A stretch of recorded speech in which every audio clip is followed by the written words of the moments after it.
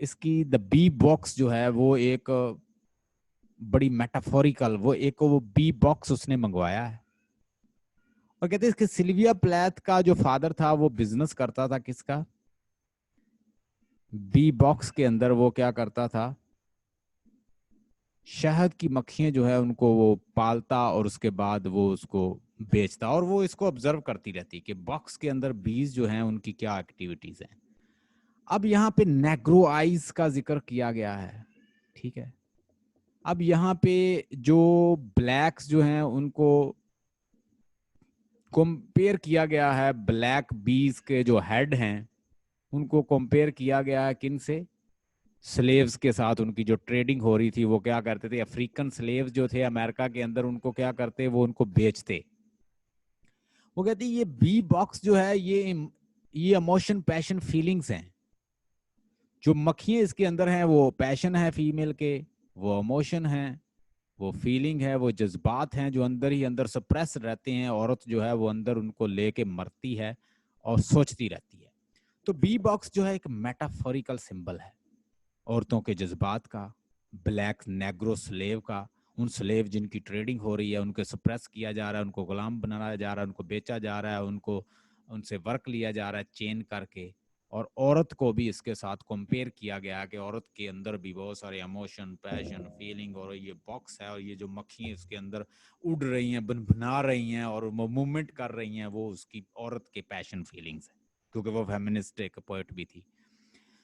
The term bee box has been used metaphorically and to represent the slave trade and repressed emotion of the poetess herself. اب دیکھیں اس میں دو چیزیں ہیں. ایک تو یہ ہے کیا ہے بی باکس، کہ اس کے اندر جو عورت کے پیشن، ایموشن، فیلنگ، جذبات اور جو ریپریس اور سپریس رہتے ہیں وہ ہیں. ایک بلیک سلیوز ہیں. بلیک سلیو اس وقت کیا تھا، امریکن جو تھے وہ کیا کرتے؟ وہ سیل کرتے تھے کن کو؟ بلیک سلیوز کو. اور ان بیچاروں کے بھی تو جذبات ہوتے تھے، پیشن، فیلنگ، ایموشنز ہوتی تھی، لیکن وہ بیچارے کیا کرتے؟ چینڈ ہوتے اور ان کو بیچ دیا جاتا، ان کو غلام بنایا ہوا تھا. یہ تو بعد میں ان کو حقوق ملے ہیں بیچاروں کو.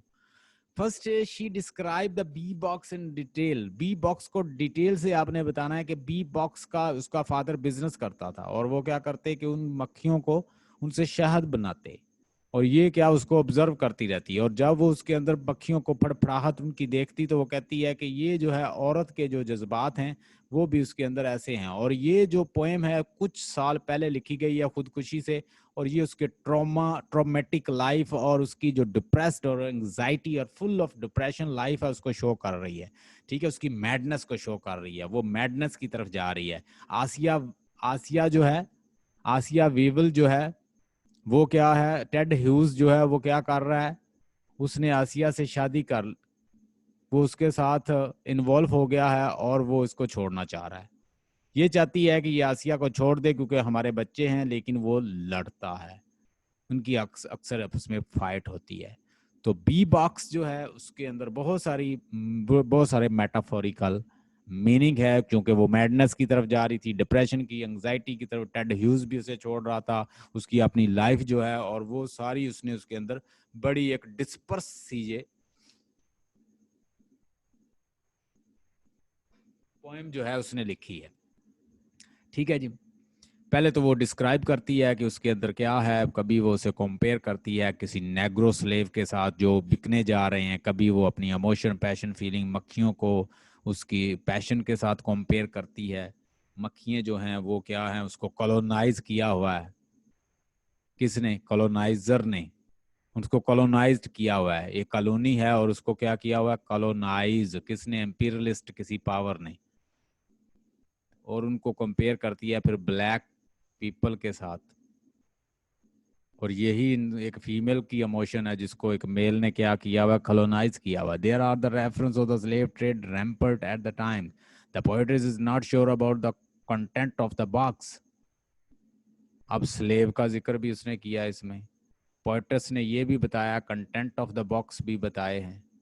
اور پھر in the end she expressed her desire to free all the slave and believe that era of the tyranny is soon going to end. وہ کہتی ہے کہ بہت جلد ایسا نظام آئے گا کہ ایک فیمل جو ہے وہ میل سے آزاد ہو جائے گی. ایک باڈی جو ہے وہ کس سے آزاد ہو جائے گا؟ اس سول سے آزاد ہو جائے گا، مطلب سول اس سے نکل جائے گی، سول آزاد ہو جائے گی. باکس کے اندر جو بکھی ہیں یہ بھی آزاد ہو جائیں گی، یہ سلیو جو ہیں یہ بھی آزاد ہو جائیں گے، فری ہو جائیں گے. وہ پھر ایک جگہ پہ مون کا ذکر کرتی ہے جو کہ بالکل ایک آؤٹ آف کانٹیکسٹ ہے، میچ ہی نہیں کرتا اس میں آبجیکٹو کوریلیشن ہی نہیں ہے کہ مون ایسے ہی ذکر کر دیا، یہ اس کی میڈنس کو شو کرتا ہے.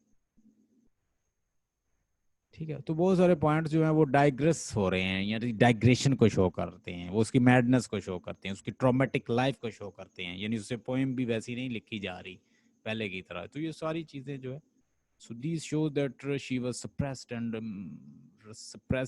she was ill and traumatic life and full of depressions because Ted Hughes was teasing her and she was not feeling well and moving toward the committing suicide, اور suicide کی طرف بھی وہ جا رہی تھی. and believe that this era of the tyranny is going to be to an end. اور وہ آخر میں بلیو کرتی ہے کہ یہ ایرا جو ہے یہ آخر فنش ہوگا اور وہ آزاد ہو جائے گی. کس سے؟ ٹیڈ ہیوز سے، اس کے جو اسے سفر کر رہی ہے اپنی سول سے، ڈپریشن سے. ٹھیک ہے، اور سلیو جو ہیں ان کو بھی آزادی مل جائے گی، ان بیز کو بھی آزادی مل جائیں گی جس کو کمپیئر کر رہی ہے. اور اس طرح یہ ساری وہ چیزیں ڈسکس کرتی ہیں. میں نے آپ کو سینڈ کر دیا، آپ نے اس کو دیکھنا ہے. Stay blessed and have a nice time.